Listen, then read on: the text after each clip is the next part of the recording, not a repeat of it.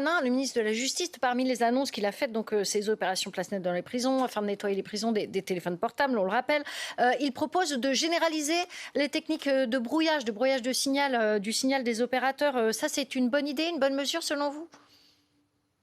Alors c'est une idée parmi d'autres, mais le système de brouillage, j'ai envie de vous dire, c'est juste un cataplasme sur une jambe de bois, parce que le véritable problème, c'est l'entrée des téléphones à l'intérieur des établissements. Si les téléphones n'arrivaient pas à entrer, on n'aurait pas besoin de mettre des brouilleurs. Aujourd'hui, le vrai sujet, si on veut prendre cette difficulté-là, parce que c'est l'une des nombreuses difficultés que rencontrent les personnels, si on veut vraiment mettre fin à ça, c'est de permettre au personnel de pouvoir à nouveau fouiller les détenus de manière intégrale à chaque fois qu'ils sont mis en contact avec quelqu'un d'extérieur à l'établissement, c'est de permettre au personnel de pouvoir aussi pratiquer peut-être des recherches un peu plus approfondies sur les familles lorsqu'elles viennent au parloir, c'est de permettre aussi d'avoir des moyens technologiques type scanner corporel qui soient installés au sein des établissements pour qu'on puisse réellement avoir un impact. Aujourd'hui, je vais vous donner un exemple. Ça suppose quoi? Ça suppose des moyens financiers, matériels et des moyens humains?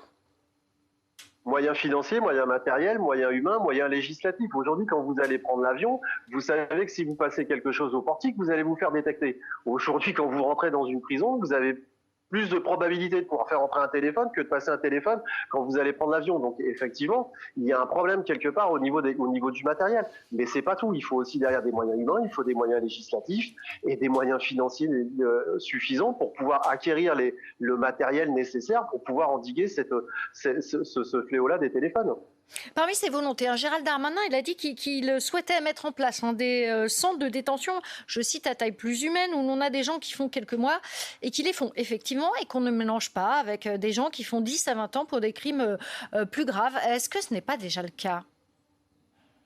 Alors aujourd'hui, malheureusement, sur les courtes peines, on n'a pas l'opportunité de pouvoir affecter ces détenus-là dans des établissements pour peine.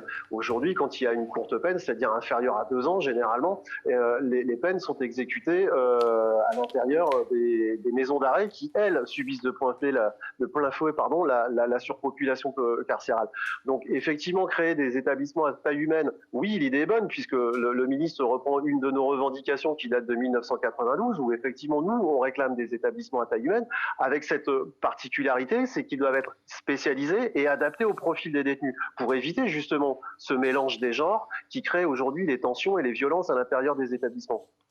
Merci beaucoup. J'ajoute un chiffre. Dès 2017, Emmanuel Macron, il avait annoncé, il avait l'intention de créer 15 000 places de prison supplémentaires d'ici à 2027. Mais actuellement, ce plan a pris du retard et seulement 4 500 nouvelles places ont été livrées. Merci beaucoup. Wilfried Fonck, vous êtes secrétaire national de l'UFAP, UNSA Justice. Merci beaucoup d'avoir répondu à nos questions sur France Info. L'actualité.